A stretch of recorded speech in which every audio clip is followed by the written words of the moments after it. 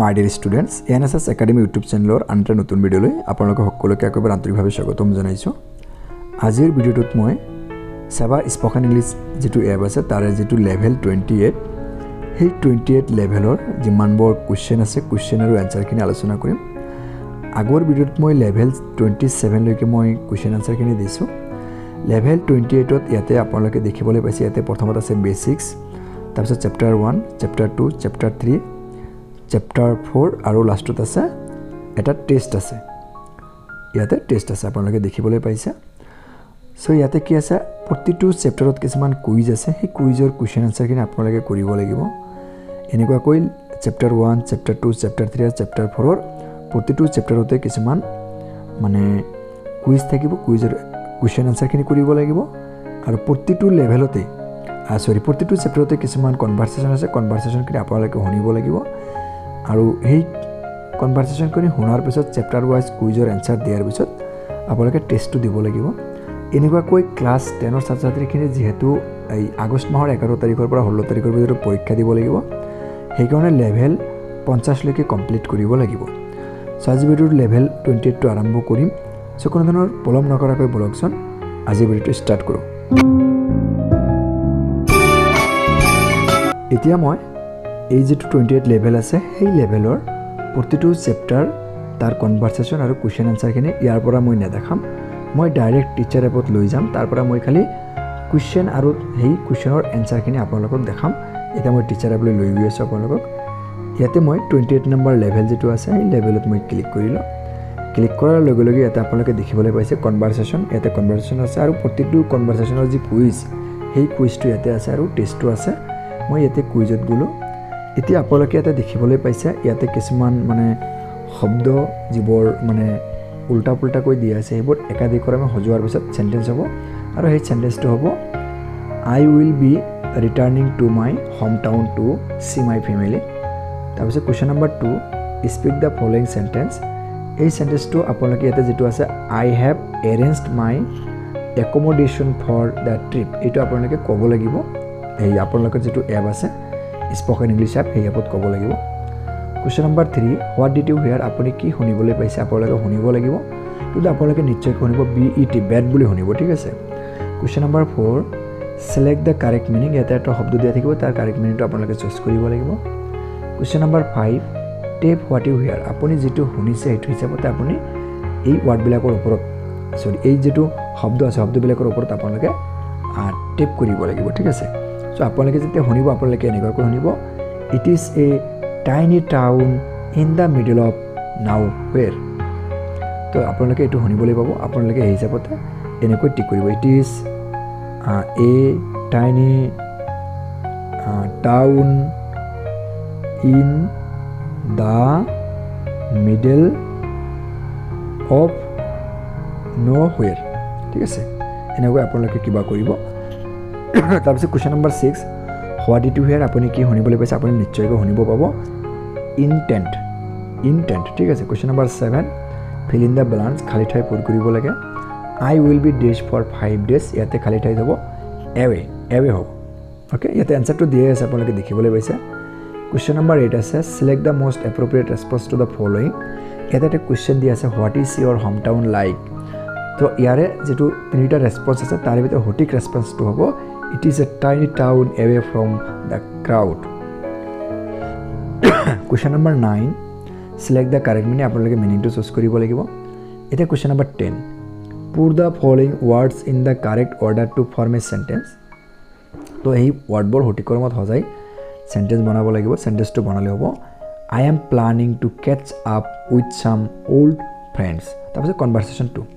So আপোনালোকে কনভাৰসেশন 2 টো ইয়াতে দেখিবলৈ পাইছে। কনভাৰসেশন 2 question number 1 speak the following sentence. এই সেন্টেন্সটো আপোনালোকে এনেকৈ ক'ব লাগিব। তাত এটা মাইক্ৰফোনৰ নিচিনা দেখিবলৈ পাব, তাত প্ৰেছ কৰি ক'ব লাগিব যে let's go to the nearby cafe. Question number 2 select the most appropriate response to the following. ইয়াতে সঠিক ৰেছপন্সটো আপোনালোকে চুজ কৰিব লাগিব। ইয়াতে কুৱেশ্চনটো আছে how did your journey go. So ইয়াৰে কাৰেক্ট এনসাৰটো হ'ব it was wonderful.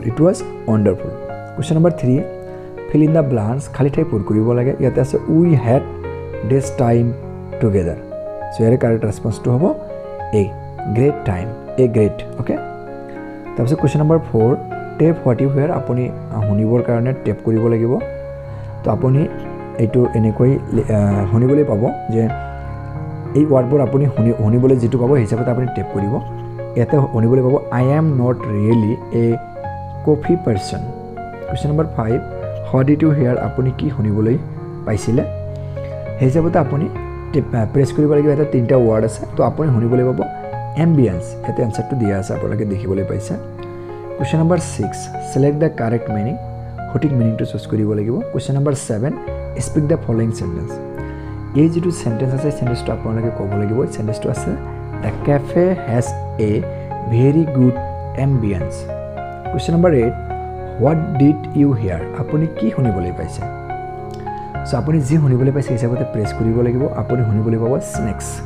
Snakes okay question number 9 speak the following sentence এই সেন্টেন্সটো আপুনি ক'ব লাগিব সেন্টেন্সটো হ'ল the food was delicious question number 10 prove the following words in the correct order to form a sentence তো ইয়াতে যিবোৰ ৱৰ্ড দিয়া আছে শব্দ দিয়া আছে সঠিক ক্ৰমত সজালে হ'ব let us go to the new cafe in our neighborhood এটা কনভাৰসেশন 3 টো আহি গ'ল এই কনভাৰসেশন 3 ৰ প্ৰথম কোৱেশ্চনটো আছে স্পিক দ্য ফলোইং সেন্টেন্স এই সেন্টেন্সটো আপোনালোকে এনেকৈ ক'ব লাগিব my parents anniversary is coming up question number 2 select the correct meaning এটা আপোনালোকে correct meaning to choose কৰিব লাগিব তাৰপিছত question number 3 put the following words in the correct order to form a sentence সঠিক ক্ৰমত সজাব লাগিব সজালে এনেকুৱা হ'ব my sister's birthday is around the corner question number 4 fill in the blanks খালি ঠাই পূৰ কৰিব লাগে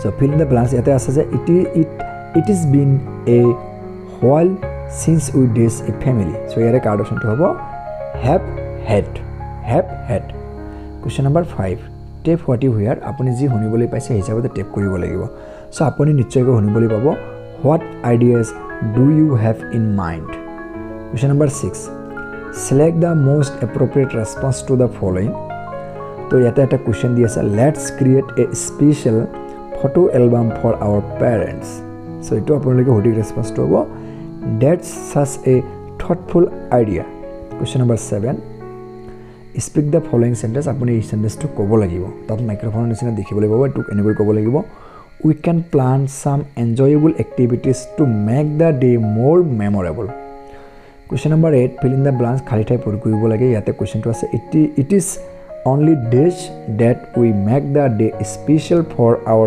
parents so ইয়াতে খালি ঠাই হ'ব fitting হ'ব question number 9 tap what you hear এটো আপুনি টেপ কৰি শুনিব লাগিব এটো শুনিবলৈ এনেকুৱা হ'ব let's parents take এটো আনসাৰটো এনেকুৱা হ'ব let's take our parents out for a fancy dinner question number 10 put the following words in the correct order to form a sentence এটো সঠিক ক্ৰমত সজাব লাগিব সজালে হ'ব I paid them a surprise visit এটা কনভাৰসেশন 4 যেটো কুইজৰ question number 1 এটো সঠিক ক্ৰমত সজালে এনেকুৱা হ'ব we can spend the whole day exploring the festival question number 2 এটো খালি ঠাই পূৰণ কৰিব লাগিব ইয়াতে হ'ব booked question number 3 ইয়াতে এটা ৱৰ্ড দিয়া থাকিব তাৰ মিনিংটো ক'ব লাগিব question number 4 এটো ক'ব লাগিব এটো আপোনালোকে এনেকৈ ক'ব the train journey offers some picturesque views question number 5 speak the following sentence এই সেন্টেন্সটো ক'ব লাগিব এই সেন্টেন্সটো এনেকৈ ক'ব লাগিব we will buy some drinks and snacks on the way question number 6 tap what you hear আপুনি কি শুনিবলৈ পাইছে হিচাপতে টেপ কৰিব লাগিব সো এটো হ'ব I was considering taking the train to Sonapur question number 7 এটো সঠিক ৰেছপন্সটো ইয়াতে হ'ব it is a fantastic plan question number 8 আৰু question number 8 এৰ এটা ৱৰ্ড থাকিব তাৰ মিনিংটো আপোনালোকে বিচাৰিব লাগিব question number 9 টো আছে fill in the blanks এটা খালি ঠাই পূৰ কৰিব লাগিব we will have days of fun year card অপচনটো হ'ব a lot okay question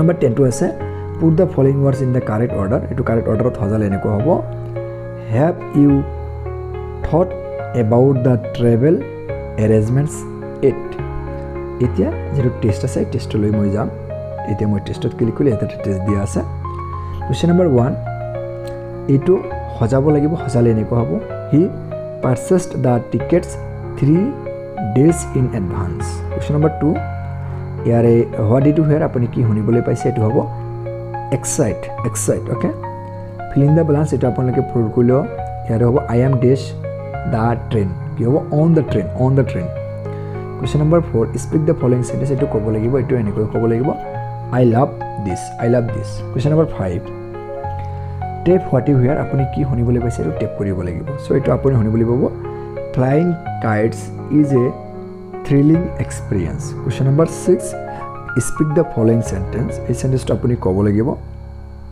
আৰু এই সেন্টেন্সটো আপুনি এনেকৈ ক'ব লাগিব this dish is so tasty so ভিডিওটো সম্পূৰ্ণ চোৱাৰ বাবে ধন্যবাদ আৰু নেক্সট ভিডিওটো মই লেভেল 29 টো আলোচনা কৰিম সো আপোনালোকে ভিডিওবিলাক কোনোধৰণে স্কিপ নকৰাকৈ চাই থকাৰ কাৰণে ধন্যবাদ